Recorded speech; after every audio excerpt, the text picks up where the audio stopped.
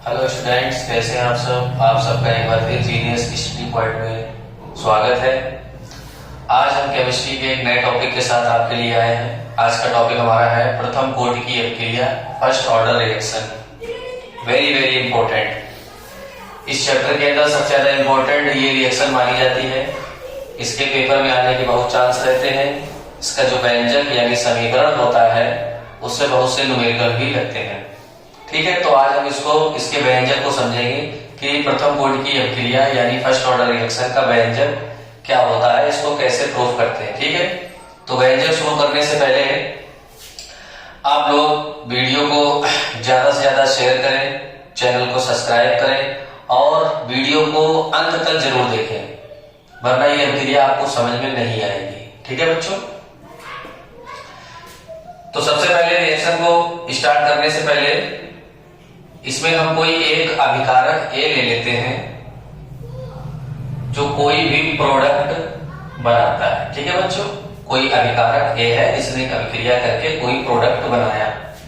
ठीक है, अब अभिकारक जब कोई भी रिएक्ट करता है स्टार्टिंग में, तो उसकी हम प्रारंभिक सांद्रता, जैसा कि आप देख पा रहे हैं, प्रारंभिक सांद्रता जो है उसकी मान लेते हैं ए है। ठीक है, और स्टार्टिंग में कोई भी प्रोडक्ट बनता नहीं है तो इसीलिए उसको जीरो मान लेते हैं। ठीक है, फिर क्या होता है, जब ए अभिक्रिया करता है, ये जब विलयन के अंदर बिल्कुल गायब हो जाता है तो प्रोडक्ट बन जाता है। तो प्रोडक्ट की सांद्रता हमने मान ली कुछ समय के बाद x।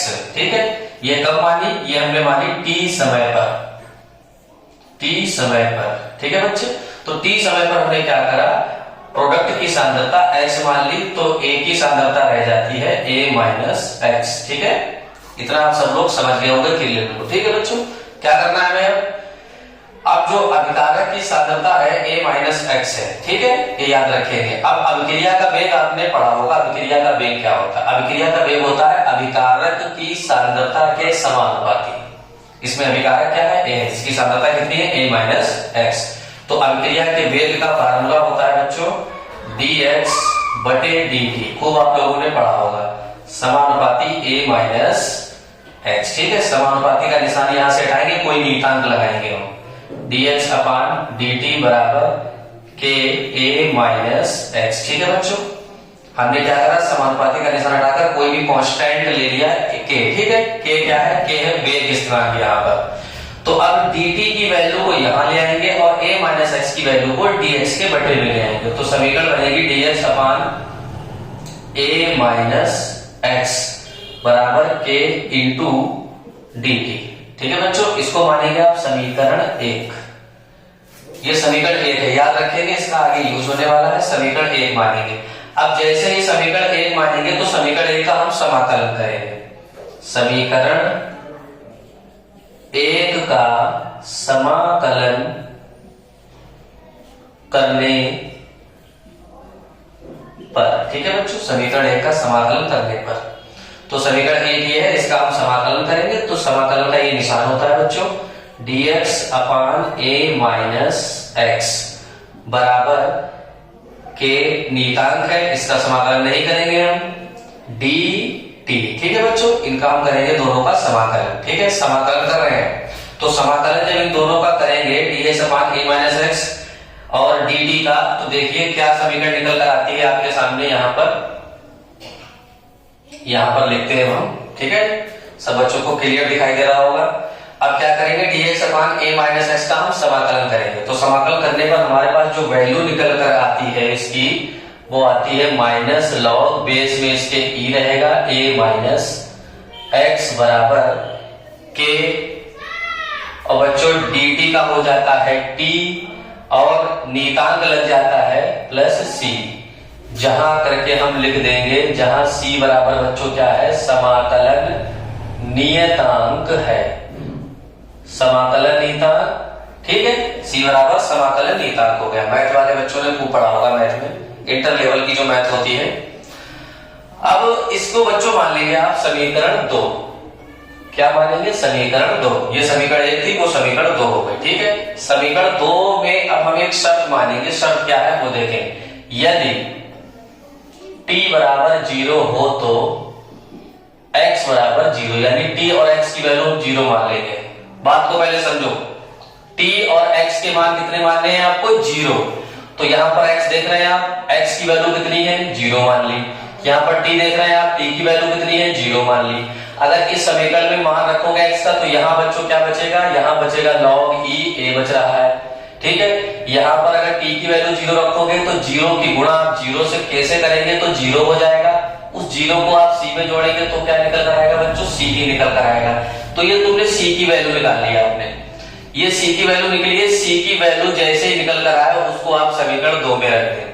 c का मान समीकरण 2 में रखने पर, ठीक है बच्चों, समीकरण 2 में हम क्या कर रहे हैं? c का मान रख रहे हैं। तो log e a minus x बराबर के टी, ठीक है। अब यहाँ पर प्लस है, c का मान माइनस में है, तो प्लस और माइनस बच्चों माइनस हो जाएगा, तो ये हो जाएगा माइनस log a, ठीक है। अब माइनस का log a है, इसको इधर लाएंगे आप तो ये प्लस का हो जाएगा, तो माइनस log a, बेस में e रहेगा, minus log e a minus x बराबर के टी। अब यहाँ पर देखो ये माइनस का था तो ये हट जाएगा, ये प्लस का हो जाएगा, ठीक है बच्चों। तो क्या करेंगे हम? दो लॉगों के बीच में जो लॉग अगर है, दो लॉग अगर दिए गए हैं, दोनों के बीच में अगर माइनस है तो इसका एक फार्मूला होता है, आप लोगों ने पढ़ा होगा, अगर दोनों के बीच में माइनस होता है तो वो बटे में आ जाते हैं, ठीक है बच्चों। तो a के बटे में क्या आ जाएगा? a माइनस एक्स आ जाएगा। तो log बेस में e a upon a minus x, यानी a के बटे में क्या आ जाएगा? a माइनस एक्स बराबर के टी, ठीक है बच्चों। अब क्या करना है आपको? k की वैल्यू निकाल लो, k है वेग स्थिरांक, तो k बराबर क्या आएगा? ये t इसके बटे में आएगी 1 upon T log e a upon a minus x. अब इसमें आप log e की वैल्यू रख दो, क्या होती है log e की वैल्यू? यहां पर आपको बच्चों बता दें, log e बराबर जो वैल्यू इसकी होती है वो होती है 2.303 log 10, ये वैल्यू होती है log e की, ठीक है।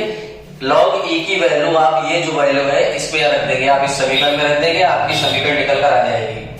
तो k बराबर फार्मूला क्या बनेगा? 2.303 बटे में t log e की जगह पर हो जाएगा बच्चों log 10 a upon a minus x. यही आपकी बच्चों फर्स्ट ऑर्डर रिएक्शन की समीकरण है, ठीक है। तो उम्मीद करता हूं आपको ये समीकरण समझ में आई होगी। आप पहले इसका स्क्रीनशॉट लेंगे, स्क्रीनशॉट लेकर इसको आप अच्छे से एक बार अपने आप इसको सॉल्व करेंगे, आपको पूरी समीकरण समझ में आ जाएगी। पेपर में अगर आपसे प्रथम कोटि की अभिक्रिया का व्यंजक या समीकरण पूछी जाए तो आपको इसी तरीके से प्रूव करके लाना है, ठीक है बच्चों। उम्मीद करता हूँ आपको ये वीडियो बहुत अच्छी लगी होगी। वीडियो अच्छी लगी हो तो चैनल को सब्सक्राइब करें, लाइक करें और ज्यादा से ज्यादा हमारे चैनल को शेयर करें।